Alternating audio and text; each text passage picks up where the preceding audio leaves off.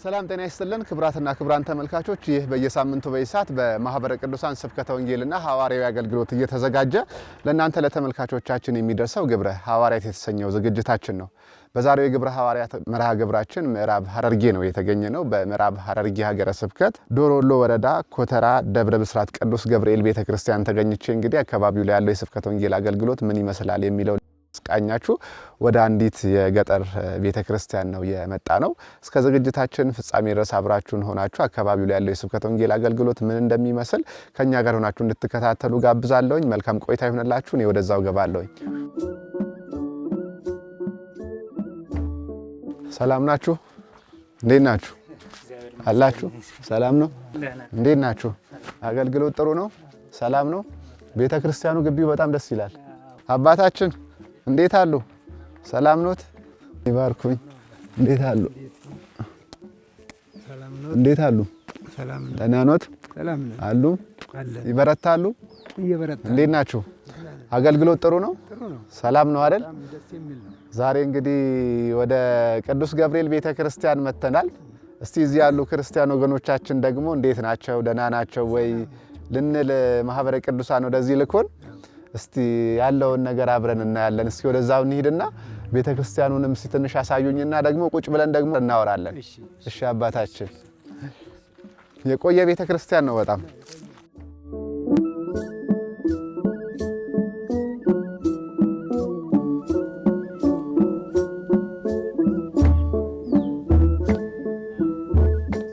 ግቢው በጣም ደስ ይላል። የተረጋጋ ነው ቤተክርስቲያኑ። በ1909 ዓመተ ምህረት የሳር ቤት ነበር።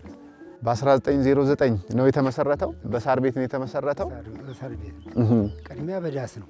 ዳስ ነገር ነበረ። ደግሞ ወደ ሳር ዞረ አይደለ? አዎ። ከዛ ደግሞ በ58 ዓመተ ምህረት ተጀመረ። በ59 60 ተመርቆ ገባ። በ60 1960 ነው የተመረቀው። ይሄ ነው 1960 ነው የተመረቀው። አሁን ጥሩ ሁኔታ ላይ ነው ያለው። ይገለገላል፣ በደንብ ይገለገላል። ባለው አቅም እንግዲህ እንደ ካህናቱ ጥረት ብቻ ሳይሆን የተገለገለ ነው አይደለ? በመናኑም ሆነ በካህናቱም በኩል በጥሩ ሁኔታ ነው ተከባብሮም ነው ያለው አይደለ? ካህናቱም ሆነ መናኑ ተከባብሮ ነው ያለው። እነዚህም ቤቶቹ የጥንት እንደሆኑ ያስታውቃሉ። መቃብር ቤቶች ናቸው። የት ነው ምእመናን ለሰንበቴ ለጽዋ የሚሰባሰቡት? እዚህ ይሰባሰባሉ። ግን አይቀሩም። ሰንበት አይቀሩም አይደለ? አይ በጣም ጥሩ ነው። ደስ ይላል።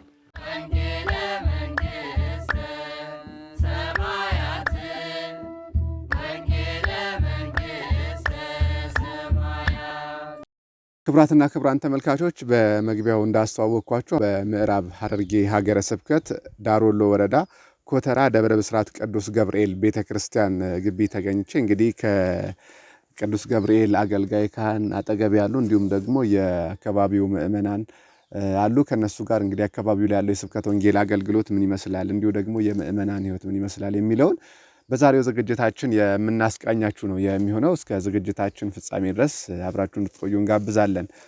እንደምን አላችሁ? እግዚአብሔር ይመስገን። ሰላም ነው አባቴ? ሰላም ነን። ደህና ናችሁ?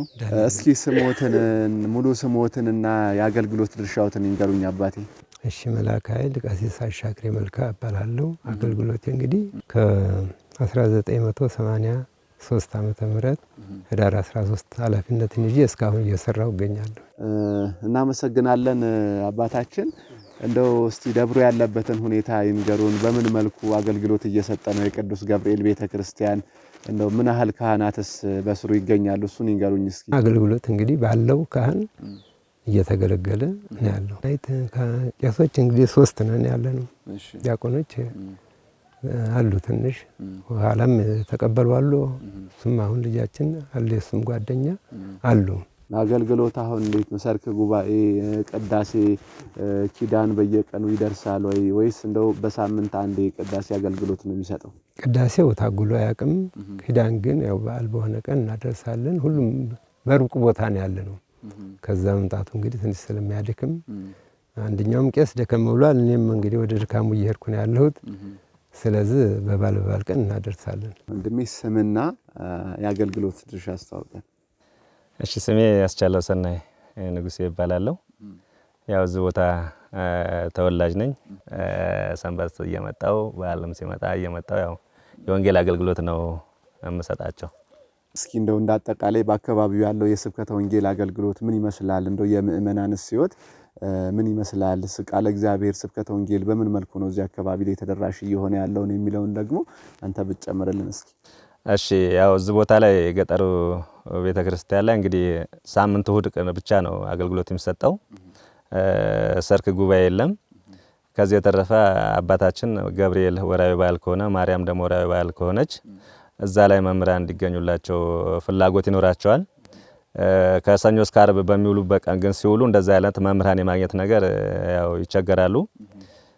ሌላ ድምጽ ማጉላያም አልነበረውም። እዚህ ባስኩል በመማርበት ደረጃ ነው የመቻላን መንመና አስተባብሬ ዝም ያለውንም አስተባብረን ከዛን ስናደርግ ደግሞ መብራት የለም እዛ አካባቢው ላይ።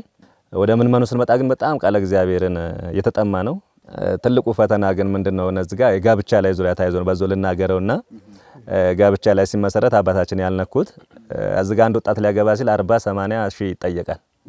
በእኛ በክርስቲያኑ ማለት ነው። አንድ ልጅ ሴት ልጁን ሲድር እንደዚህ ብር ይጠይቀዋልና ወጣቱ ደግሞ ጋብቻ ለመስረት በጣም ችግር ላይ ነው ያለው ማለት ነውና እሳቸው ይሄንን ለማስቀረት በድርም በኩል እንትን ቢሉ ማስቆም ያልቻሉት ነው አሁንም ድረስ። ስለዚህ የኛ እህቶችም ደግሞ አንዳንድ ያው ለእንደዛ ያለ ነገር ወደ ሌላ ለመሄድ ይጋበዛሉ ማለት ነው። ጋብቻን በሰዓቱ ያለ መስረት ነው። ሌላው ደግሞ ተግዳሮት የሆነብን እዚህ ጋር የምናገኛቸው የዓለማዊ አስኳላውን ተማሪዎች ናቸው። እዚህ ቦታ ይሸፍናሉ ብለን ተስን ከቦታው ሲሄዱ የሚተካ ሰው እያጣን እየተቸገረን ያለ ነው። እንደ ቤተ ክህነቱ ደግሞ ስብከተ ወንጌል ተመድቦ ቋሚ አገልጋይ የለውም።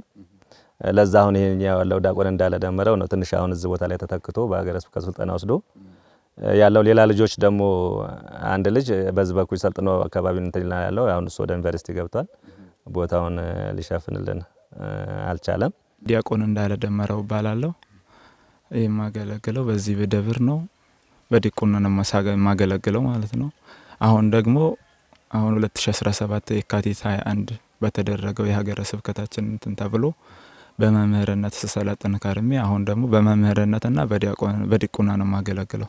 አካባቢው ላይ ያለው ወጣት በመንፈሳዊ ሕይወት ጠንካራ እንዲሆን የተሰራም ስራ ካለ የሰራችሁትም ስራ ካለ አስቸጋሪ ሁኔታዎችም ካሉ እሱንም ንገረን እስኪ። በወጣቱ ዙሪያ ላይ አሁን እንግዲህ ወጣቶችን አሁን እየጠራ ነው ወደ ቤተክርስቲያን እንዲመጡ እና አንዳንድ ጊዜ በጣም ቦታው ፈተና የሆነው ጠዋት ላይ ጫት ምናምን የሆነ ሱስ ምናምን ስላለ ወጣቶቹ ሁሉ ጊዜ ወደ ቤተክርስቲያን ነው ሲሏቸው እሺ አይሉም እና የከብት ማብላት ምናምን በቃ ግብርና ስለሚሰሩ ከብቶች ምናምን አሉባቸው። ያ ፈተና ስለሆነ አሁን እየጠራ ናቸው። አሁን አንድ ከወረዳውም ጋር ተነጋገረን ጉባኤ ምናምን እንዲዘጋጅ ቢያንስ ቅዳሜና እሁድ እንዲዘጋጅ ወጣቱም እንዲጠራ እያደረገን ሲጠሩ ግን ይመጣሉ። ኖ እንደዚህ ቀን ጉባኤ ያለ ምናምን ሲባል እሁድ ቀን ይጠራሉ። ወረዳውም ሲመጡ ይመጣሉ። እንደዛ ይመጣሉ። ማስተማር ስራ ቦታዎችም ላይ ሊሆን ይችላል፣ ትምህርት ቤትም ላይ ሊሆን ይችላልና በዚህ ሁኔታ የሰራችሁት ነገር ካለ? ከዚህ በፊት እስካሁን አልተሰራም። አሁን ግን እግዚአብሔር ከፈቀደ ቀጣይ አሁን ስብከት ኬላ ለማድረግ ቦታዎቹ ተዘጋጅተዋል። እነዚያ ቦታ ላይ ይሄዱ በዚህ ብርብርቲ በሚባል አካባቢ 3 ቦታ ላይ በዚህም አሉ 3 ቦታ እንደዛ ተደርጎ ስብከት ኬላ እንዲደረግ አሁን ለወደፊት ዝግጅት ላይ ነው እንዲደረግ ማለት ነው። ያም ደግሞ ብዙ እንትን ያስፈልገው ውጣ ወረድ አለው። ግን ያው እግዚአብሔር ከፈቀደ ያንን ለማድረግ እየተዘጋጀን ነው። ከወረዳውም ጋር እየተነጋገርን ሰበካ ጉባኤውም ጋር እያወራን እሱ እንዲሳካላችኋል ምን ያስፈልጋል? ከቦታ ቦታ መሄዳችሁ ለማስተማር መጽሐፍን ብለህኛል ቅድም።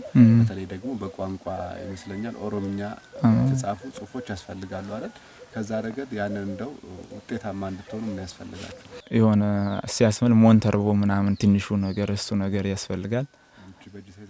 አዎ ሞንተርቦ በእጅ ተይዞ ቻርጅ የሚያደርገው እሱ ቢኖረን ምናምን እሱ በጣም አስፈላጊ ነው። ትንሽ ህዝቡንም ለማጥራት ምናምን ያስፈልጋል እሱ።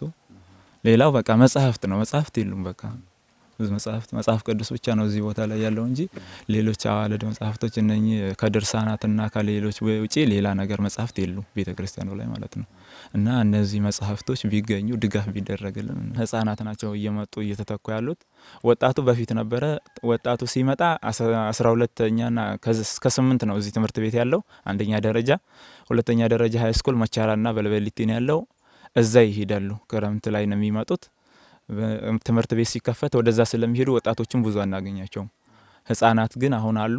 ቢያንስ እስከ 25 ልጆች ድረስ አሁን አሉ በሰንበት ትምህርት ቤት የሚያገለግሉ። ክቡራን ተመልካቾች በመከታተል ላይ ያላችሁት ግብረ ሐዋርያትን ነው። እዚህ ምዕራብ ሐረርጌ ነው የምንገኘው። በምዕራብ ሐረርጌ ዳሮ ወሎ ወረዳ ኮተራ ደብረ ብስራት ቅዱስ ገብርኤል ቤተክርስቲያን ተገኝተን አካባቢው ላይ ያለው የስብከተ ወንጌል አገልግሎት ምን ይመስላል፣ እንዲሁ ደግሞ ክርስትና በአካባቢው ምን መልክ አለው የሚለውን ወደ እናንተ እያስቃኘን ነው የምንገኘው። በዛሬው ዝግጅታችን መርሃ ግብራችን ይቀጥላል። እስከ ፍጻሜው ድረስ አብራችሁን ትቆዩ እንጋብዛለሁ። ከዛስ ባሻገር እንደው ምእመናንን በተለይ ደግሞ እርስ በርስ ያላቸው ግንኙነት የጠነከረ እንዲሆን በጽዋ ማህበር ማደራጀት ላይ እዚህም ቤተክርስቲያን መተው አባቶችም በሰንበቴ እየመጡ ቤተክርስቲያን ላይ ያላቸው ተሳትፎ ምን ይመስላል? እንደው ከቅዳሴው አገልግሎት ባሻገር። አዎ በወንዱም በሴቱም በኩል ማርያምም ሴቶችን ይዘዋል። ሁለት ቦታ ይጠጣል። በወንዱም ክፍል እግዚአብሔር አብንም ይዘዋል። ወጣቱ ቅዱስ ገብርኤልም ይዘዋል። ሰንበቱም አባወራው ይዘዋል። በቃ ደስ በሚል ላይ ነው። ደስ በሚል ሁኔታ ነው። የቀረውን ደግሞ እየታገልን ነው ያለን። ቤተክርስቲያኑ የማን ነው?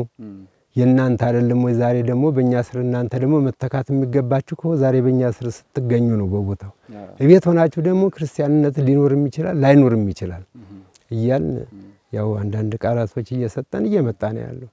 ማህበር ያርገባችሁም ግቡ። በቃ ካሁኑም ሴቷን መቋሚያ ተያዝ፣ በትር ተያዝ፣ ድጋፍ ወንዱም ያዝ። በቃ እያልን እያስያዝን ያለ ነው። የሚቆርቡ ህፃናት አባቶች ወጣቶችስ ይኖራሉ? እየመጡ አሉ። ስትመጡ ሴትም ሆንሽ የአንዱን ልጅ ዛሬ ይዞ መምጣት፣ ወንዱን ደግሞ አባወራው ደግሞ ሲመጣ አንደኛው ወንድ ይዛዩ፣ ሴትም ሆንሽ ያዙና ነውና ቤተክርስቲያን ይወቁ ይቁረቡ እያልን እያዘዝ እየመጡ ነው ያሉት።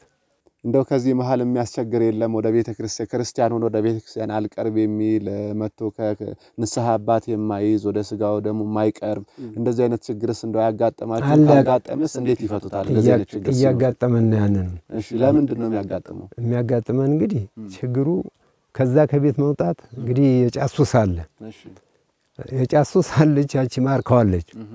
ስለዚህ ለመምጣት እዚህ ጋር ይከብደዋል። በቃ ያንን ለምን ቤተክርስቲያን እኮ በጫሱስ መረት የለበትም። እምቢ ካልክ ደግሞ እናሰናብታለን። በቤተክርስቲያን መጠቀም አትችልም ስንል አሁን እየመጣ ነው። ምናልባት ከተፈቀደልኝ የደብሩንም ታሪክ አባታችን ትንሽ ደከመም ስላለ መሰለኝ ጣት ደከመ ስላለፉ የቤተክርስቲያን አባታችን እንደተናገሩት በ1909 እንደተመሰረተ ነው 09 ማለት ነው። ግን በ84 ያው እኔ ታሪኩን እንትን ለማለት ለማጥናትና ዘግቤ ለመያዝ ሞክሬ ነበረ። በ83 እና 84 ላይ ያው ይሄ ደብሩ ተሰዶ በልበሊት ቅድም መንገድ ላይ ስንመጣ ያየ ነው። እዛ ተሰዶ ቆይቶ ነበረ። በምን ምክንያት ነው? ያው የመንግስት ለውጥ በተደረገበት ሰዓት እዚህ ባለው በአካባቢው በሚባለው እንቅስቃሴ ውስጥ ነበረ። ይሄ የምታዩቸው መቃብር ቤት ሁሉ ድጋሚ የተሰሩ ናቸው። ተነቅለው ሄደው ነበረ። በዛን ጊዜ ደብሩም እንዲፈርስ የአናጺያን ተው አስተውጽተው ነበረ። ከዛ በኋላ አናጺው አቃተው ላው ላይ ወጥቶ ይሄን ላይ ጉልላቱን ጀምሮ መንካት አቃተው። አቃጠለኝ ብሎ ከላው ላይ ወረደ። ለምንድን ነው የወረከው ብለው መሳሪያ ሲያስፈራው ግደሉኝ እንጂ እኔ መውጣት አልቻልኩም በቃ ብሎ ገብተው ያሉትን መጋረጃ ምናምን ቅዱሳት ዘርፈው ሄዱ። ከዛ አንዱ ሲሄድ ሚስቱ ወልዳ ነበረ። እዛ እንትን ያለ አካባቢ አንድ ወደ 70 ሰው ነው ያለቀው። ይሄንን የንዋየ ቅዱሳቱን የነካው ማለት ነው። ምናልባት አባታችን ያው ደከሙ ስላልገለጹ ስለፈለጉ ነው እንጂ በዚህ ጋርም ደግሞ ዛፎች አሉ። ዛፎቹን የመቁረጥ ሁኔታ እና እንደ የመተንኮስ ሁኔታዎች አሉ። እዛ አካባቢ ያለው ላይ ብዙ እንትን አይልም እና ትንሽ ወደ ታች መስመሩ ላይ ለንግስ የሚመጡ ሰዎችን የመተናኮስ ድንጋይ የመወርወር ነገር ነው የሚያጋጥመው። ያው ቦታው ገጠር ስለሆነ ያው በሳምንት አንድ ቀን በዓላት በሆኑ ጊዜ ያው እዚህ መጥተን ያው አብረን ሁሉንም እየተሳተፍን ያለ ነው። እነሱም እያገለግሉ ነው ያሉት። ካህናት ያው የተወሰነ ነው ያለው እና ያው ባሉት ግን ያው ሙሉ አገልግሎት እየተሰጠ ነው ያለው። ምእመኑ እዚህ ቦታ ያለው በተለይ በእርሻው የሚተዳደሩ ሰዎች ይኖራሉና ሁሉም በሚባል ደረጃ ይመጣሉ ወይ ወደ ቤተክርስቲያን መጥተው ይሳተፋሉ? ያው ሙሉ ለሙሉም ይመጣልን ብለን ባንወስድ ያው ተሞላ ጎደል ይመጣሉ። ትምህርትም በአካባቢ ላይ አንዳንድ ጊዜ ጸበል በሚረጭበት ጊዜ አባቶቻችን እየሄዱ እኛም እየተከተልን ያው እየሰበኩ ወደ ቤተ ክርስቲያን እንዲመጡ ይደረጋል። ያው ከዛ ወደዚህ እንዳውም ትንሽ የተሻለ ለውጥ ታይቷል ብዬ ነው የምገምተው እንደራሴ። ቦታው አንጋፋ ቦታ ነው። ረጅም ዓመት ያስቆጠረ ቤተ ክርስቲያን ነው። ያሉት አባቶች አቅማቸውም እየደከመ ሄዳልና ቦታው ላይ ደግሞ አገልጋይ ካህናትን ማፍራት ያስፈልጋል፣ ዲያቆናትን ማፍራት ያስፈልጋል። እዛ ላይ የተሰራ ስራ አለ። በተለይ በአብነት ትምህርት ቤቱ አብነት ትምህርት ቤቱ እንግዲህ ገና ይኸው እየላክን ተምረው መጥተው ትንንሾቹም ሄደው አንድ 5 ቀን 6 ቀን 8 ቀን ነው ደምረው እንደዚህ ተምረው መጥተዋል። ድቁና የት ነው የሚማሩት? እዛ አሰበ ነው። እዚሁ ደብሩ ላይ አሁን ባሉት አባቶች ልጆች የመንደሩ ልጆች ሰብስቦ የአብነት ትምህርት እንዲማሩ ማድረግ አይቻልም? ይቻላል። እየተደረገ ነው። እሱ እየተደረገ ነው። ምን ያህል ልጆች እየተማሩ ነው አሉ? አሁን እዚህ አንድ 15 ነበሩ። ትንሽ እየተዘረከረኩ ነው ያሉት። መርጌታ ትንሽ ሄዶብን ነው ያን ነገር የተቋረጠው። አሁን ክህነት የተቀበሉ ልጆች ድቁና ክህነት የተቀበሉ ልጆች ይኖራሉ እዚሁ አካባቢ ላይ? ምን ያህል ይኖራሉ? አሉ አንድ 13 አሉ ክህነት የተቀበሉ ግማሾቹም እያገለገሉ ነው ያሉት። ሌሎችም እየተማሩ ካሉት በተጨማሪ ያን ያህል ክህነት ተቀብለዋል ማለት ነው? ተቀብለዋል። ተቀብለዋል። ትልልቆቹ ሌላ ተቀብለዋል። ወደ እናንተ ወደ ስብከተ ወንጌሉ ግን ስንመጣ ያው ገና አሁን ነው እንጂ የተጀመረው። ተሩቅ ቦታ እየመጣን ታገለገለን። እዚህ ተተኪ እንትን የለም። በአብነቱ በኩል ስንመጣ እዚህ ጋር ትልቁ ፈተና ነው፣ መሪጌቶች አይቀመጡም። አሁን ይሄም ያው ዲያቆን ነው እዙ ነው የተማረው። መሪጌቶች የተወሰነ ይቀመጡና ከዚህ ይፈልሳሉ ማለት ነው። ቦታው ግን ጥሩ ነው። ቀለብ ተችሎ ደሞዝ ተከፍሎ ነው እዚህ ጋር አባቶች ተንከባክቦ ነው የሚይዟቸው። ያው ገጠር ነው ወደ ከተማ ይሻለናል እያሉ ያው ብዙ መሪጌታዎች ይፈራረቃሉ። አብነት መምህራን ላይ ችግር ያለው በዚህ መልኩ ነው። ቤተክርስቲያን የሌላቸው አካባቢዎች ላይ በዚሁ በወረዳው ያለው የስብከተ ወንጌል አገልግሎት በስብከት ኬላ የሚገለገሉ ቦታዎችም ካሉ እሱን እንደው ብትነግረኝ። በዛውም የስብከት ኬላ የሌላቸው ቦታዎችም የሚኖሩ ከሆነ እነሱስ ምን ደረጃ ላይ ነው አሁን ያሉት? ቦታው ሰፊ ነው። ስብከት ኬላውን ግን ለማቋቋም ብዙ ተቸግረናል ማለት ነው። ብዙ መኪድ ያለበት ነው አሁን ወደፊት ማለት ነው። በጣም ደብሩ ዝጋ ይሁን እንጂ ብዙ ምን ነው አማክሎ ያለው ማለት ነው። በጣም ተራርቆ ነው ያለው። በዛ በሰፈሩ በአካባቢው አቅራቢያው በዛፍ ስርም ቢሆን በግለሰብ ቤትም ቢሆን ተሰብስቦ ስብከት ኬላው ቢቋቋም ውጤታማ ይሆናል። መምጣት የማይችለውንም በዛ ማግኘት ስለሚቻል ማለት ነው። ለዛ ደግሞ አቅም ነው ለዚህ እንትን የሚል መምህር የለም። ይሄን አደራይቶ ምናልባት የልጅ አሁን ተጠነከረ ነው እንጂ እንደዛ አደራይቶ ያና ቀናይቶ እንትን የሚል የለም። እኛ ነን ከዛ የምንመጣው። እኛ ደግሞ ይበዛብናል። እንደ ወረዳው ላይ ባሱበት ቦታ አሉ። እዛ በኋላ ምን ገልጻቸውን አሉ። እዚህ ትንሽ ከፍ ብሎ ወጣ ብሎ ነው ክርስቲያኑ ጥግ ጥጉን ይዞ ነው ያለው። ያ ጉዳይ በጣም አሳሳቢ ስለሆነ እኔ አባታችንም እየተነጋገረ እየተመካከረን መፍትሄው ቤተክርስቲያን እዛ ጋር መትከል ነው፣ እግዚአብሔር ድምጽ የሚሰሙበት ነው በሚል ስብከት ኬላ ነበረ። መጀመሪያም ስብከት ኬላ እየተሰጠ ነበረ። ያን ስብከት ኬላውን ቃል እግዚአብሔርን እንዲሰሙ ሕፃናትም ደግሞ ቅዱስ ሥጋውን ክቡር ደሙን እየተቀበሉ እንዲያድጉ ብለን ታቦቱን እዛ አስገባን። ከዛ ከ17 ውስጥ ያለው ማጽናችናል አንድ ሰው ነው ተጠምቆ የተመለሰው። 16ቱ ያው እንደዛው እንደሄዱ ናቸው። ምን ያህል አሁን ያሉ አክቲቭ የሆኑ ስብከት ኬላዎች አሉ? በቁጥር ይሄን ያህል አሉ ልንላቸው የምንችል? አይ እዚህ ላይ የሉም። ያው ደብሩ ላይ ነው መተን የምንሰጠው። ምንመኑም ጥሪ የምናደርገው እዚሁ ላይ ነው። ምንም ስብከት ኬላ የለም። ስብከት ኬላ የሚቋቋምበት ቦታ አለ፣ ግን የተጀመረ የለም። ስትሄዱ ምን ስር ነው? ዛፍ ስር ነው ወይስ ቤት ለቤት እየሄዳችሁ የምታገኟቸው? የምናደርገው እንደዛ አይነት ነገር ሲገጥመን በቤት በግለሰብ ቤት ሰብሰብ አድርገን ምንመኑን አካባቢውን ጠርተን ነው እንደዛ የምናደርገው። በአብዛኛው ደግሞ እንትን እንዲሉልን በሰበካ ጉባኤው በእነሱ በአስተዳዳሪዎቹ ምንመኑ እንዲገኝልን እናደርጋለን። በተቻለ በወርም ቢሆን ሁኔታዎችን ጠብቀን እንደዛ ነው የምናደርገው። ማስተላለፍ የሚፈልጉት መልእክት ይኖራል? አባታችን እንዳጠቃላይ እንደ ቤተ ክርስቲያኑ ብዙ ጊዜ እዚህ ቦታ ቆይተዋልና ያለውንም ጥሩ ነገርም መልካም ነገርም ክፉንም አይተዋልና እዚህ ቦታ ላይ እንደው የሆነ ጊዜ ላይ ቅር ያሉት እንደው ይሄ ነገር እኮ እንደው ቢኖረን እዚህ ቦታ ላይ ጥሩ ስራ መስራት እንችል ነበር ብለው ያሰቡት ነገር ካለ እንደው ማስተላለፍ የሚፈልጉት ነገር ካለ እስቲ እንገሩን አባታችን። አዎ ብዙ ችግር ገጥሞናል። መቼም እግዚአብሔር በዙ ክልል ላይ ያሉ ሰዎች ክልሉን እየተጋፉብን ብዙ ችግር ገጥሞን ያው ያ ነገር መቼም ቀበሌው ነገሩን ሸፈኖ አስተካክሎት ግማሹም አንዱም ከቤተ ክርስቲያን እንዲገለል አድርገን ቁጭ ብሏል። አንደኛው ግን ወደዙ ተመልሷል እና ይኸው ቦታው ዝጋ ሆነ የመጣችሁበት ቦታ ጋጥ ተደርጎ ተንጨት ወደ ህንጻ ደግሞ እናሻገራለን ብለን በቃ እንዲሁ የጊዜው የገነነ መሄዱ ትንሽ በቃ እያደከመን ሄደ እንጂ እየታሰበ ነው ያለው። አዲስ አበባም ያሉትን እያነጋገርናቸው አለን እናንተም ብቻ ቦታው እናገኛቸው እንጂ እኛ አለን ለሚሰራው ስራ እያሉን ተስፋ እየሰጡን ነው ያሉት። በተለይ ደግሞ የውስም አለ ሁሉን ነገር እየረዳን እየተባበረን ነው ያለው ያስቻለው ማለት ነው። እንደ አጠቃላይ ስብከተ ወንጌሉን ተደራሽ ለማድረግ በተለይ ደግሞ ሰባኪያን ወንጌልን አሰልጥኖ ከማሰማራት ረገድ እናንተም የሰራችሁት እንደ ማዕከልም የተሰራ ነገር ካለ በተለይ አገልጋዮችን ሰባኪዎችን አሰልጥኖ ማሰማራት ላይ እንደ ተጨማሪም ደግሞ ያ ስራ መሰራት ካለበት ምናልባት መጨመርልን ነገር ካለ እዛ ላይ አሁን እኔ መጨመረው የአካባቢው ተተኪ ያስፈልጋል ተተኪ ያስፈልገዋል ብዬ አስባለሁ። ሰባኪ ወንጌልን ማለት ነው። አሁን በልምድ ብዙን ጊዜ ሲመጣ ዝግ ገጠር ቤተክርስቲያን ላይ ትልቁን ትኩረት የሚሰጠው ቅዳሴ እንዳይታጎል ነው፣ ቁርባን እንዳይታጎል ነው፣ ክርስትና እንዳይታጎል ነው ትኩረት የሚሰጠው ማለት ነው። ከዛ ተርፎ ግን ወንጌል አሁን አባቶቻችን ፍላጎት ቢኖራቸውም ያንተኑ አቅም ያንሳቸዋል ያንን ነገር ለማድረግ ማለት ነው።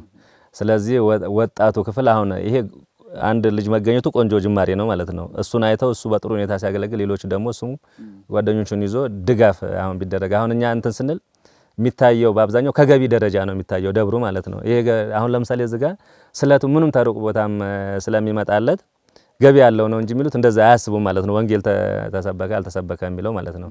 በዚህ ደረጃ ይሰ ተተኪ አገልጋዮች ቢፈሩ በተለይ ይሄን አሁን ያለውን ብናበረታው በሱ ደግሞ እሱ ችግሮቹን እያየ ከኛ ጋር እየተናበበ ቢሰራ እንፈታለን ብዬ አስባለሁ። ያው አባታችን እናንተም ተቸገሩ መስሏቸው መሰለኝ በተለያየ ነገርም ያው ምንም ችግር የለም ብሏል። ንዋየ ቅድሳትም ዝጋ የሚገዛበት ቦታ የለም። ጧፍ ድንገት ዝጋ ቢያልቅባቸው ወጣ ብሎ የሚገዙበት ቦታ የለም። ጣን ቢያልቅባቸው የሚገዙበት ቦታ የለም። ያው እኛ ልጆቻቸው ስላለን ከሌላ ቦታ እያስተባበርን ገና ሳያልቅ ስለምናመጣላቸው ነውና ስለዚህ ወደ ወንጌሉ ስንመጣ ተተኪ ማፍራት ያስፈልጋል። ያው ከትምህርት ክፍላችን ጋርም እያወራን ነው። ይሄ ወረዳው ሰፊ ነው በጣም በአሕዛብም በመናፍቃንም በዋቄ ፈታም እንደዛው እንትን እየተቸገረ ያለ ቦታ ስለሆነ ተተኪ መምህራንን ብናፈራ ይሄንን ልንለውጠው እንችላለን ብዬ አስባለሁ። እነዚህ አሁን ርቀው የሚገኙ ክርስቲያን ወገኖቻችን በክርስትና ጊዜና እንዲሁ ደግሞ ሰው በሚያርፍበት ጊዜ ስርዓተ ፍታት ያስፈልጋልና ቦታው ላይ የሚሄደው አባቶች ፍታት ያደርጋሉ ወይስ እንዴት ነው የሚደረገው? ወይስ አስክሬን ተሸክመው እዚህ ያመጣሉ? የት ነው የሚቀብሩት? እዚህ ነው ተሸክመው ያመጣሉ። ፍታቱም እዚህ ይደረጋል። እንደምታዩት ያው መሪጌታም የለም። እዚጋ በልበሊቲ የምትባል ቦታ አለ። ከዛ ወይ ከመቻራ ነው ከመጣ ይፈታል በለቱም ደግሞ ካልመጣው 40 80 ተጠብቆ ይፈታል ማለት ነው። ግን ለመሪጌታ ለማግኘት ጥረት እያደረጉ ነው። ያው አሁን ላይ ይሄ ነው ክፍተት ያለው። አይጸኑም እዚጋ የሚመጡት መሪጌቶች የመጽናት ችግር ነው ያለው። ሌላ አባቶቻችን ሊታሰብ ክርስትናው ላይ አሁን በተለይ ገጠር አካባቢ ያሉት እናቶች በሚወልዱበት ሰዓት እንደው በ40 እና በ80 ቀን እንደምንም ብለው አምጥተው እዚህ ያስነሳሉ ወይስ ቀን አሳልፈው ነው የሚያስነሱት? እንደው ሳይነሱስ በዛው የሚቀሩ ህፃናት አይኖሩም ወይ? አይ በፊት እንደዛ ጥምቀት ላይ ነበር ጠብቀው እንትን የሚሉት። አሁን ግን ከጊዜ በኋላ በጣም ቀይሮ አባቶቻችን እንዳለው ነገር አንቀበልም ብለው በደንብ እንትን እያሉ ስለሆነ አሁን ሁሉም ትንሽ ገብቶት በቀኑ ነው። በወንድም ከሆነ በ40 ቀን ሴትም ከሆነ በ80 ቀን አጥተው ያስጠምቃሉ አሁን። ስለዚህ ክርስትና ሳይነሳ የሚቀር ጊዜው የሚያልፍበት ህፃን አይኖርም ማለት ነው። አይ እዚህ የለም። አሁን በጣም ቦታው ርቀት ስላለው ለልጆችም ለአብነት ተማሪውም ለሰንበት ትምህርት ቤትም ሁል ጊዜ ለማግኘት በጣም ስለሚያስቸግረን አንዳንድ ጊዜ በሳምንት አንዴ ምናምን ሰንበት ትምህርት ቤትም በሳምንት 2 ቀን እና ወርሃዊ በዓላት በሆኑ ቀን እንደዛ እያደረግን አሁን ስልጠናውም ትምህርት እያደረግን ነው። ሰንበት ትምህርት ቤትም አሁን ተጀምሮ እየተቋቋመ ነው እና ብዙ ድጋፍ ያስፈልገዋል። በተለያየ በማቴሪያልም ሆነ በተለያየ መጽሐፍት ምናምን የለም ቦታው ላይ የተለያየ የኮርስ መስጫ መጽሐፍቶች ምናምን ብዙ የሉም። ስለ ሚስጥራተ ቤተክርስቲያን ምናምን የተለያዩ መጽሐፍቶች ቢኖሩ ድጋፍ ቢደረግልን መጽሐፍትና የተለያዩ ነገሮች ድጋፍ ያስፈልገዋል ቦታው በጣም ለማገልገል በጣም ቦታው አሪፍ ነበረ። ግን የቦታው ርቀት ምናምን ስለሆነ ያ ችግር አለ። በሳር ቤት ነበረ ይሄ ደብር ጥንት ያው በ1959 ነው አሉ አባቴ 58 ተጀመረ በ60 ገባ በ60 ያው እዚችኛዋ ገባ። በፊት ሳር ቤት ነበረ ይሄ ደብሩ። ከዛ ከገባ በኋላ አሁን ቤተ ቀምዳስ ያው መግባት ገቡ ደስ ይላልና እና ብዙም እንትን ባይል ያው በጣም ጠባብ ናት። በተለይ ለንግስ በዓል አሁን ገብርኤል ታሰገደ ሲመጣ እንትን ይል በጣም ነው የሚቸገሩት። እኛ የምንለው በመጨረሻ ማስተላልፈው እዚህ ቦታ ተወላጅ ሆነው አዲስ አበባ የተለያየ ቦታ ያሉ አሁን ቤተክርስቲያኑ እየረዱ ያሉት እነሱ ጄኔሬተር የገዙልን እነሱ ናቸው። አሁን ሲያስፈልግ መቋሚያ እጣን ጧፉን የሚችሉልን እነሱ ናቸው። ከአዲስ አበባ ነው የሚልኩልንና ቀጣይ አባታችን ያው እግዚአብሔር ይፈቅድ እንግዲህ ቤተክርስቲያኑም የመስራት ማሳላቸው ሌላው እንትምለው እንደናንተ ደግሞ እኛ ይሄ በሐመር መጽሔት ላይ ይሄ ታሪኩ ተዘግቦ በሐመር መጽሔት ላይ እናስተዋውቃችሁ በሚለው መርሃ ግብር ላይ ቢወጣልን የሚል እንደ መልእክት ነው ማስተላለፈው የሚቻል ከሆነ ስጠቀለው ደግሞ ይሄ በጣም አንኳር ጉዳይ ነው። ወንጌልን በተመለከተ ድጋፍ ቢደረግ አሁን እነሱ ፍላጎት አላቸው። ምንመኑ ለመማር ጉባኤ ቢዘጋጅ ለመማር በጣም ነው ፍላጎት ያላቸውና በተቀደ እንዲያው እንደ ሐዋርያው ራሱ ቢዘጋጅ የሚል ከሱ ጋር የምናወራበት ቦታ ነበረ። ይሄ ያለውን አካባቢውን ሁሉ ማስተማር ስለሚችል ያም እንኳን ባይቻል ግን አሁን በዚህ በወንድማችን በኩል ያለውን ነገር እንትን ካልን በጣም አቅም ያለው የሚሰራ ልጅ ነው። ካበረታ ነው የተሻለም ስልጠና እድል ከሰጠ ነው ሊሰራ የሚችል ልጅ ነው። ከሱ ሌላም ደግሞ ዲያቆን አማረ የሚባል አሁን አልመጣም። ልጆች አሁን ያልተገኙት ትምህርት ቀን ስለሆነ ነው። እነዚህ አብነት ትምህርቶችን ያላገኘናቸው ያው መደበኛ ዝስር ታይ ነው ትምህርት ቤት ስለሄዱ ነው እናገኛቸውና ድጋፍ ቢደረግ አጠቃላይ አሳይ ግን በሐመር መጽሔት ላይ እናስተዋውቃችሁ ላይ ቢወጣልን የሚል ብዙ ድጋፍ እናገኛለን ብዬ አስባለሁ። እናመሰግናለን። እግዚአብሔር ይስጥልን። አባታችን እንግዲህ በርቱልን። እኛም መተን እንያችሁ ብለን ነው እዚህ ያሉ ወገኖቻችን ክርስቲያን ወገኖቻችን እንደው ምን ላይ ያሉ የሚለውን በዚሁ እናናግራችሁ ብለን ነው የመጣ ነው። እንደተበረቱልን አደራ እንላለን። በተለይ ደግሞ እዚህ አገልጋይ ተተኪ አገልጋይ እንዲኖር በተለይ ዲያቆናትን ማፍራት ላይ አስፈላጊው ነገር ሁሉ እዚህ እንዲኖር እናንተም እንድትበረቱልን አደራ እንላለን። እግዚአብሔር ከፈቀደ ደግሞ ሌላ ጊዜ መተን እናያለን። አባታችን እናመሰግናለን። እኛም ደስ ብሎናል። እንዲህ ተጎን መጣ ብሎ አይዟችሁ የሚል ሰው እኮ ሲኖር እኛም እኮ እንኮራለን። በቃ ያኮራናል ማለት ያህል ነው። እንግዲህ እንደ አጠቃላይ አካባቢው ላይ ያለውን የስብከተ ወንጌል አገልግሎት አንስታችሁልናል። ጥሩ የተሰሩ ነገሮችም አሉ። በስፋት ደግሞ ይበልጥ ልንሰራቸው የሚገባቸው በርካታ ስራዎች አሉ። በተለይ በቤተ ክርስቲያን ርቀት የሚቸገሩ ምእመናንን በስብከተ ወንጌል አገልግሎት ተደራሽ ለማድረግ በዛ ላይ ይሄ በተጽዕኖ ምክንያት በጋብቻ ምክንያት ሃይማኖታቸውን የሚቀይሩ ወገኖቻችን እንዳሉ እንግዲህ እየተረዳን ያለ ነው። እዛ ላይ ሰፊ ስራ ይፈልጋል። እናንተም አቅማችሁ በፈቀደ መጠን መሄድ እስከቻላችሁበት መጠን እንግዲህ ያለውን ስራ እንድትሰሩ እኛም በዚሁ አጋጣሚ አደራ ማለት እንወዳለን። የቀረውን ደግሞ እንግዲህ እግዚአብሔር አስተካክሎት ነገሮች ይስተካከላሉ ብለን ተስፋ እናደርጋለን። ስለነበረን ቆይታ በድጋሚ አመሰግናለሁ። እግዚአብሔር ይስጥልን አባታችን። እሺ ክቡራትና ክቡራን ተመልካቾች በመከታተል ላይ የነበራችሁት ግብረ ሐዋርያትን ነው። በዛሬው ዝግጅታችን እንግዲህ ምዕራብ ሐረርጌ ተገኝተን ዳሮሎ ወረዳ ኮተራ ደብረ ብስራት ቅዱስ ገብርኤል ቤተ ክርስቲያን ተገኝተን እዚህ ከሚገኙ አባቶቻችን ጋር እንዲሁም ደግሞ ከአገልጋዮች ጋር ስናደርግ የነበረው ቆይታ እስካሁን ስትከታተሉት የነበረውን ይመስል ነበረ። ቦታው ላይ እንግዲህ ቤተ ክርስቲያኒቱ በተጽዕኖ ውስጥ ያለች ቤተ ክርስቲያን ናት። ከዝግጅቱን መከታተል እንደቻላችሁት እንግዲህ በጋብቻም በተለያዩ ምክንያቶች ክርስቲያኖች ከቤተ ክርስቲያን እንዲወጡ የሚደረግበት ቦታ ነው ይህ ቦታ። እዚህ ቦታ ላይ ያለውን የስብከተ ወንጌል አገልግሎት ይበልጥ ጠንካራ ማድረግ፣ ቤት ለቤትም ያለውን አገልግሎት ተደራሽ ማድረግ ያስፈልጋል። ይህን ዝግጅት የምትከታተሉ ክርስቲያኖች አካባቢው ላይም በቅርብ ርቀት የምትገኙ ኦርቶዶክሳውያን በቦታው ላይ መታችሁ አስፈላጊውን ድጋፍ እንድታደርጉ ወንድማችን ቅድም ዲያቆን ሲያነሳ ነበር። ቦታው ላይ መጻፍ ያስፈልጋል።